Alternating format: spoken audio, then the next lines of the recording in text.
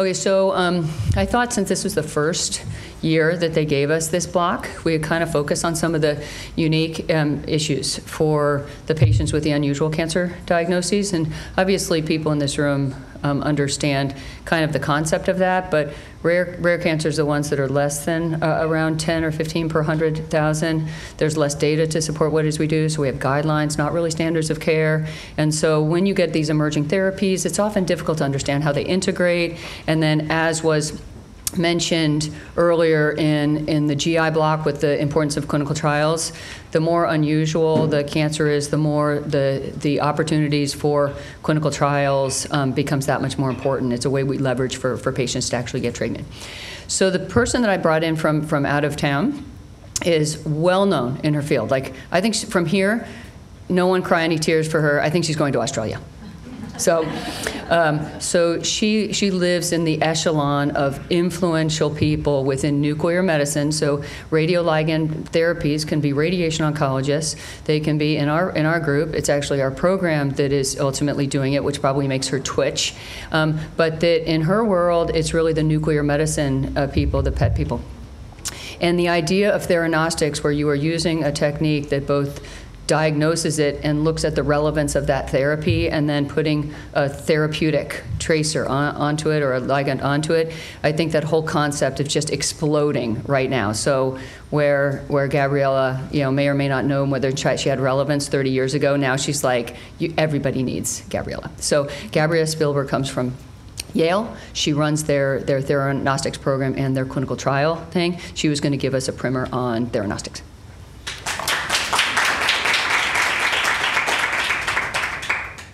Thank you so much for such a kind introduction. It's a pleasure to be here today. And within 30 minutes, there we go. Oh, great. I will try to give an overview about some of the things that we do. I'll talk a little bit more about NETs and then show also other areas that we also use these approaches. So with that, I have no financial disclosures. The learning objectives for this talk are to understand the concept of Theranostics, to be familiar with imaging modalities, including both molecular and anatomic imaging for evaluation of NETs, and identifying patterns of molecular imaging that can help optimize targeted therapy for an individualized approach for these cancers. So the concept of Theranostics is a junction of the words of therapeutics plus diagnostic. And it comes with this very cliche line, but it's exactly that. We can only treat things that we can see. And then if we can see, we know how big is the problem. And then if we know how big is the problem, then we can have a very targeted approach into the whole problem instead of half of it. So when people say, oh, there's disease recurrence, I think this is a big misconception. Basically, there was no complete or comprehensive treatment up front. So what happens is the disease never went away. We were just not capable of seeing it throughout that period. With that, diving a little more into the concept itself. So we use this targeted treatment modality to identify targets. So in the case of NETs, we use somatostatin receptors to see the presence in the tumoral cells. If the target is identified, then we can leverage that presence and change the radionuclide and keeping the same composition of a linker and a ligand and using a therapeutic agent as a radionuclide to target that exact cell that we were capable of seeing with PET imaging. So basically here, sorry, I apologize that, oh, maybe this is not working.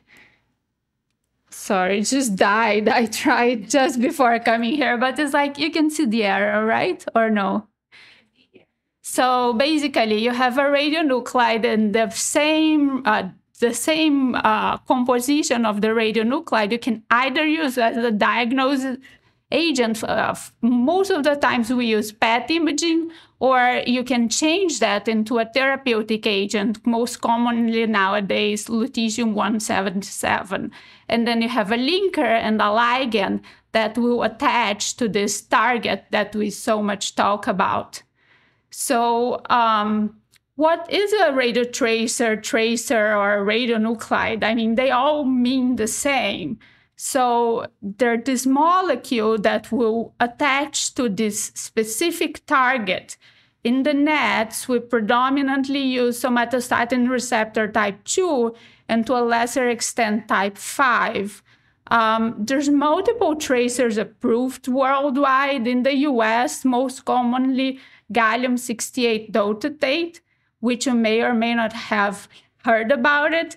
And then most recently in 2020, copper dotatate was also approved. And a lot of people ask, if I get one, should I get the other? Sorry, came back. If I get one, should I get the other? Is one better than the other? And the biggest thing here is like consistency. When you're using these things, you really want to be scanning in the same scanner, with the same tracer, with the same group, so that your historical imaging of your patient is consistent. In the molecular imaging world, when you're using different scanners to compare, you end up with different reconstructions and different things, and then not necessarily those studies are exactly comparable. So that's a very key point that's very undertaken in general. Another thing is for NETs, we predominantly use receptor expression as a form of evaluation, but also we have other agents, for example, F18FDG, which is a metabolic assessment of tumor, which is more used in the other side of the oncologic world, where we're looking at differences in metabolism. This is a glucose analog, and then is a surrogate for hypermetabolism in cancer cells, which usually have a higher glucose metabolism than physiologic processes. And then in 2024, when we are thinking about theranostics as a whole area, and diagnosing and treatment, molecular imaging is really looking at processes in a very micro level, at cellular molecular levels. You're really looking at what's happening in a very small range. And then when you're treating cancer, we really need to know what are the molecular markers for that specific disease. That has become very relevant in all treatment areas as a whole. And then how do you leverage those two?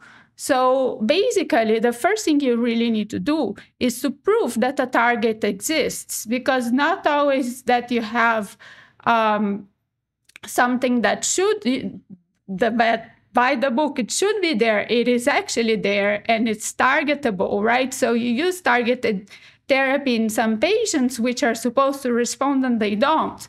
So do you really know if the target is there? And this is the big advantage of Theranostics. You see your target. You know what you're treating. You know where you're hitting in a in vivo roadmap expression of the target throughout the disease spectrum. So how do we evaluate these patients for sample bias? Because, for example, here, let's say you have a tumor like this, right? And you take a biopsy sample, and this is your sample. So now you're going to treat your patient based on this. What do you think is going to happen with all these other red cells here? And you're really not treating the problem as a whole. So more and more, we will start talking about multiplex PET imaging, which is basically multiple different targets within one patient. When you talk about molecular imaging, there is a physiologic biodistribution, and it's very important. Each different tracer has a different biodistribution, and if you don't have training on that, it's very easy to look at these and think that these are abnormal or these are not physiologic processes. So there's a lot of understanding of what's going on a biological level for all these patients, so you can actually point out what's pathologic and what's not. And then when we're looking at PET-CT, which is our basic modality of evaluation, you're looking at two data sets. You're looking at CT, which can be done with or without contrast. Most commonly, I think, is done without contrast in the US. And then you're getting another data set that's completely separate, which is a PET. The PET is acquired using the attenuation correction map from the CT. And then based on that, you create a fused image, which is usually what a lot of people like looking. But when we're looking at these studies, this is thresholded by a specific window, which most of the times is not helpful. So when we're reading these studies, this is the image we're looking at. And this is the anatomic localization for how we find problems or processes. So when we're looking at something like this, what I want is my crosshair here, and in the CT, trying to correlate what that means. And then recently, we've been seeing this explosion in this field because it's really changing how you look at things, where we have new tracers which now demonstrate very small structures that we could never see before. And the more targets you image, different types of things you're seeing. So how many tracers do you want to image for one patient? How many tracers do you need to image for one patient? We still don't know that. Those are yet to be answered. But when we think about PET imaging, there are two things that are important. These things decay. They're all radioactive, so they decay. They have a half-life. So there is a very short shelf half-life. So if you don't use that dose, that goes to trash.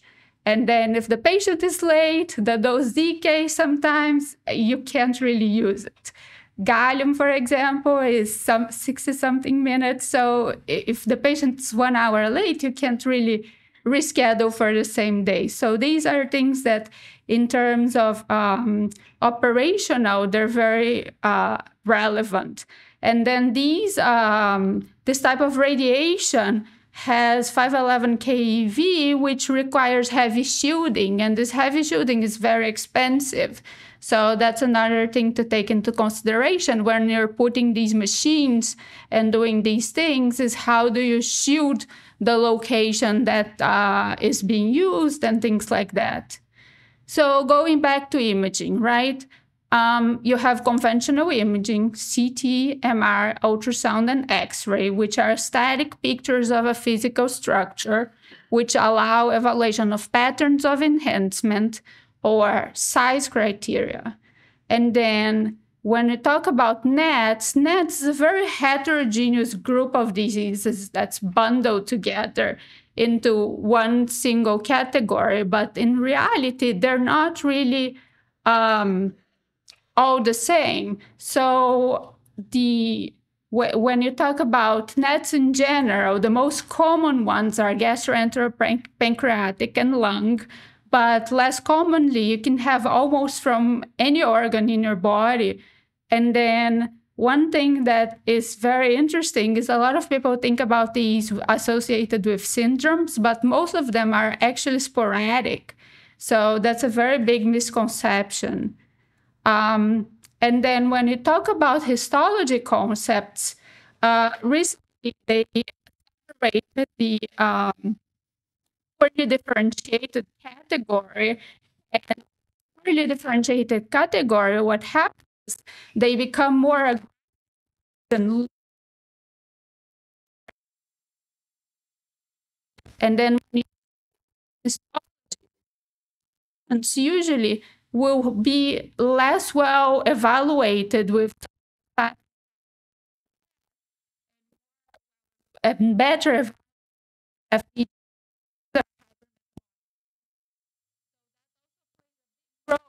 how decide if your patient needs treatment is suitable for a specific patient.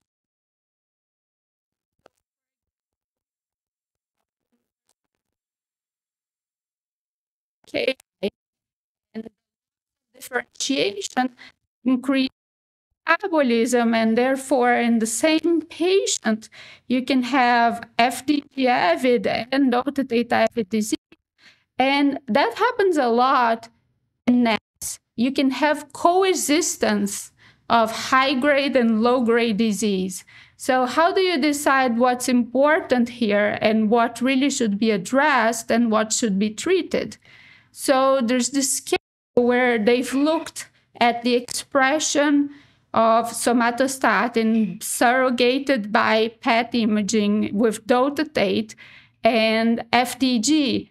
And the more these patients become FDG-avid and less statin-avid, there is really correlation with overall survival and progression-free survival. So really, these high-aggressive tumors have a different behavior than well-differentiated tumors. And then the imaging strategy for these patients has to be different, and so has to be the treatment. So I'll show a few cases which I think are very interesting.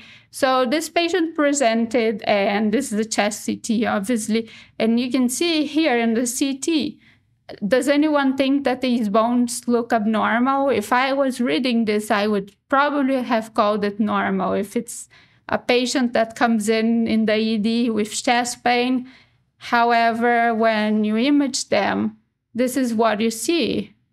And you can see that there is extensive disease, head to toe, that you would not be able to see with other imaging technique, because this is a different type of evaluation. So if you don't get these types of molecular imaging, how are you going to know what to treat? How much disease do the patients have? It's even difficult to understand. So this has been a paradigm change into how we see these types of diseases in patients. So if a target exists, how is the distribution of this target throughout the disease burden of a patient, which is multimetastatic?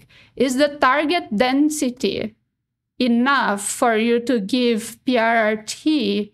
And if that target density is, if you have a low target density, maybe it will be very difficult to treat that patient in that way. So it's not only the expression of the target, but how is the target expressed throughout different locations? And then the big question is always, what is the drive of progression? You really need to address the drive of progression. What does that mean? It's a concept that is not very well understood, but if patients have multimetastatic disease diffusely, what is really progressing? Is it the disease that is low grade? Is it the disease that is high grade? Most commonly is high grade, but you can have low grade disease progressing fast too. And if you understand the drive of progression, that is what you should target first for those patients, especially nowadays that you have patients who come in with more than one type of cancer. You can have, a NET patient that comes in with a lung cancer, and then what are you going to treat first? So it's really the drive of progression that should lead into the first therapy approach. And then the therapeutic approach leverages the presence of the target you're imaging. And in the NET world, we're imaging somatostatin receptor 2 predominantly, less common 5. And then with that, we treat these patients. And the PRRT or radioligand therapy really has emerged as a new modality of treatment within the world of cancer care. And we will see more. Right now, we're still in its infancy. In the next 5 to 10 years, we estimate that this is going to just explode. There's so many trials ongoing, and this is just going to change how we see everything. One thing that's very important, multidisciplinary approach. As you can see, all these things are very complex. There's a lot of heterogeneity. So it's very important to have all the people taking care of a patient in the same room, so the different pieces and bits of information always get together.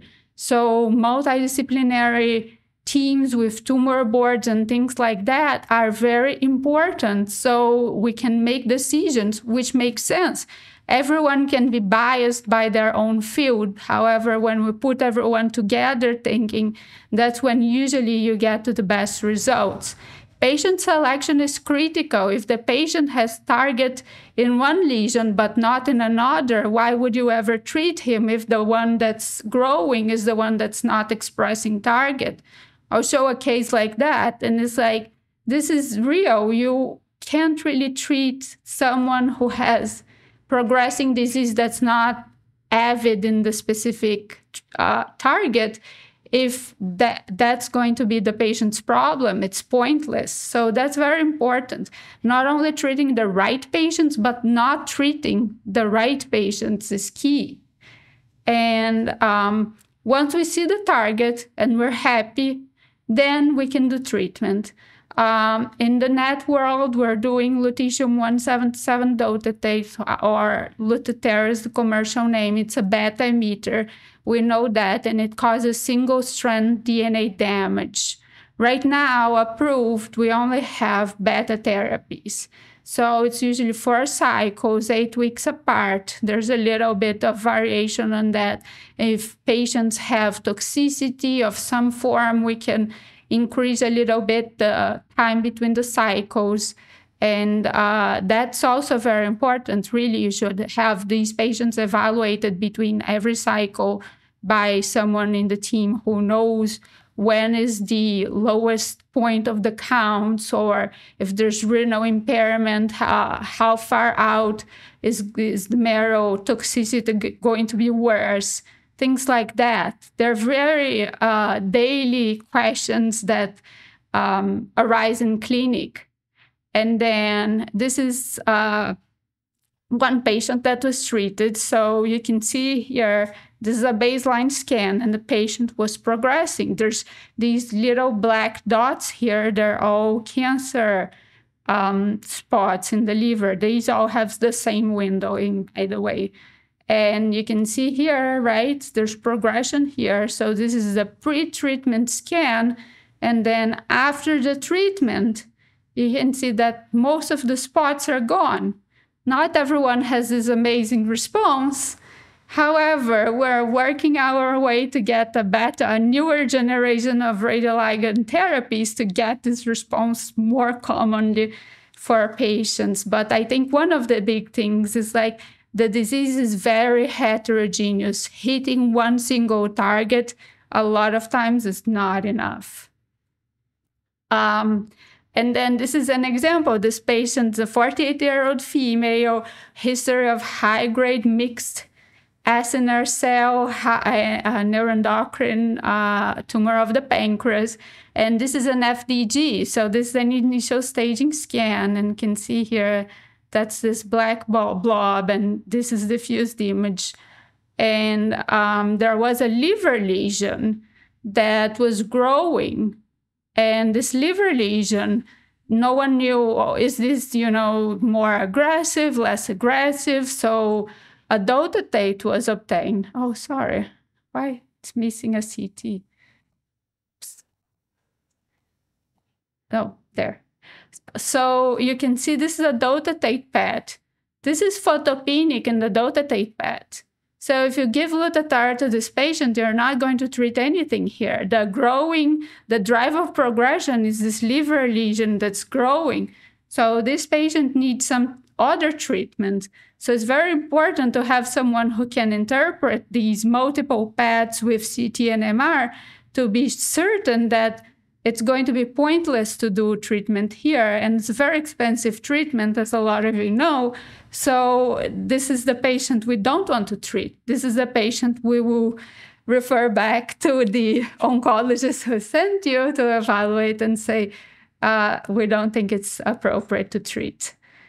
Yeah, this patient went on to have a left hepatectomy, and the pathology came back consistent with high grade. And this patient really should be followed with FDG. Dotatate is not going to be helpful here, and this is not a good treatment candidate.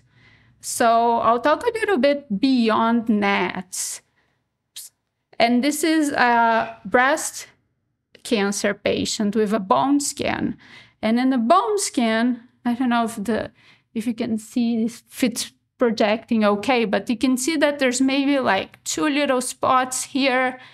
And then, we got this other new PET called FES. It's an estradiol PET. And when you look at that, all these dots in the spine here, you can see here, these are all lesions. And then this patient went on to have an FDG. And then if you look at the FDG and FES, they are discordant. So you have lesions which are FES positive and FDG negative. Usually that happens because the metabolism is low, so FDG is not great for evaluating some types of cancers. So here, if you don't really get a full picture of this patient, you will wonder treat. And then 10 years later, they will say, oh, there's recurrence. No, not really. We were just unable to see it in the first place. We didn't image properly. We didn't have the technology, or we didn't properly stage up front. So it's really all about coming back and staging up front. And then it goes the other way. For example, this patient has a liver lesion. And in FES, this tracer has hepatic uptake and biliary excretion. So you can see the liver. For FES, you just have to forget the liver and use some other modality to image the liver. And it's very interesting. Each of them has a different pitfall and a different strength. And then, again, switching gears, this is a PSMA. It's a prostate-specific membrane antigen PET. And this patient came into the initial staging for high-risk localized prostate cancer. The pre-diagnosis PSA was 162. And those of you in the room who do any prostate cancer know that that's very high. And then you have to really, really carefully run the ureters in these cases. In this patient, this little dot here is not the right-sided ureter. This was a 2-millimeter right pelvic sidewall node. And in the CT here, so I apologize that it's not, I wish I had magnified. You can see the ureter immediately posterior. So if you don't know that, sometimes these nodes are a little higher than the dissections they do. So if you don't know that, then this patient will recur. Before PSMA, 50% of the patients with prostate cancer treated with curative intent primarily recurred. 50%. That's half. So it just means we were blind. We don't have statistics of post-PSMA PET, what is the recurrence rate. PSMA was approved recently in 2022 in the US, but we think that this is going to be much better. And then with PSMA, we have the same idea we do with NETs. We attach a lutetium molecule and we do Pluvicto or lutetium PSMA therapy. And this is a patient I treated, and you can see initially he had liver predominant disease, and we're seeing all these funny patterns of spread that we didn't really see before. Intracranial disease for prostate, lymphangitic spread in the lungs, things that were not described before because we really couldn't see. So, and this is real. You see, this is the baseline PET. All these lesions, they're gone. And then we're still in beta therapy. Once we get into alphas or combinations, or there's so much work to be done. There are so many targets being studied right now. There are so many strategies being developed. So this is going to be very, very relevant for every single type of disease that you can imagine. So you can change the radiation, you can do alphas, you can do betas, you can do alpha and beta. There's a trial from Australia talking about alternating alpha and beta. There's a trial from Germany too. And then there is the other hot topic of the moment, using immunotherapy somehow to probe an improved response. How do you use radiation and immune activation so you can improve responses with these combination therapies and also other types of targeted therapies? We have barely touched on that. That's coming down the line very shortly. There's a few papers published, but still very little evidence. And new targets. We will have new targets as we move into all these multiplex PET imaging, all these multiple targets to image. We need faster equipment. We need total body PETs. Total body PETs is this new generation of PETs, which the detector is about 100 or 125 centimeters. So you're acquiring the whole PET at once instead of bad positions every 3 minutes. And then you can do dynamic imaging. Once you can do dynamic imaging, then you can see a whole other spectrum of things that we never saw before, real time. And then these newer techniques will lower radiation. So this idea that this is a lot of radiation for the patients or this is harmful, this will go away. Multiplex imaging is a very big hot topic. And then personalized dosimetry. Right now, these therapies are delivered as standard radiation doses because that's how the FDA approved them. We just have not done enough of our homework to show that different tumor burdens require different dosings and different strategies. Should you start with a higher dose? Should you start with a lower dose? We don't even know. As we move into real SPECT-CT calculations for specific patients, that will also help improve outcomes and get into more hard data on what to do for each patient. Each patient will have its personalized plan and not really a cookbook recipe. And with that, I'm at 31 minutes. I hope that this was a nice overview of how we look at things. Thank you very much. So you think that personalized dosimetry is the answer to the bone marrow suppression you get with Lutathera? Do I think, sorry? If that personalized dosimetry is going to have an impact on the bone marrow suppression and long-term stuff you get from Lutathera? Well, with the new agents? I think that it can help you understand who may or may not get, depending on their disease burden, what are their sinks of high radiation throughout their disease. If they have bone-predominant disease, you will always have a high marrow toxicity chance. So I think it will help us understand who is at higher risk. And maybe for those people, you want to take a different approach, right? It's about trying to understand what's happening, which right now, we know there's a subset of patients who have bad marrow toxicity, and it's hard to predict sometimes. Yeah. But that is the major hurdle for that agent. And with any agent that's going to do better, is going to lead the market. That's true.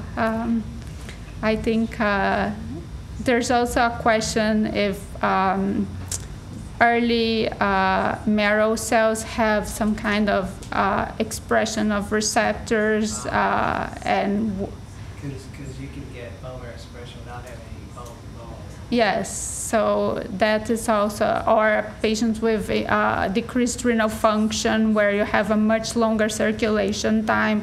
It's very difficult to predict. You may take a renal function one day, it's completely normal, send patient home after treatment, they don't drink water for 3 days. How do you know? You know, their circulation time will really increase, and then their marrow toxicity risk is much higher.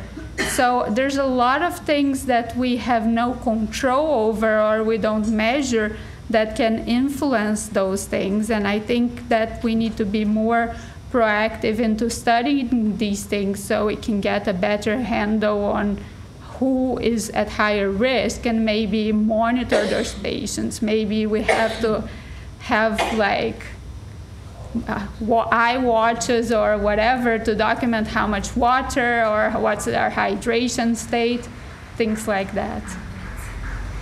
Any other questions? So if I can ask a question from a nursing standpoint, and so when we think of radiopharmaceuticals and we think of radioactivity, I think there's always the concern from the person that is in that room administering that dose and dealing with the whatever is hot. And how would you explain that to non-nuclear medicine type people, to the people that are doing it day in and day out, on the safety of that and the I guess the PPE that we use? So I think the big thing is like there's this stigma with radiation that people think that they're going to come for an infusion, the patients themselves, and they are going to walk off the room like green. And that is kind of universal. And I think that the biggest challenge that we have is to really inform people in a much more approachable level that they're exposed to radiation by walking outside.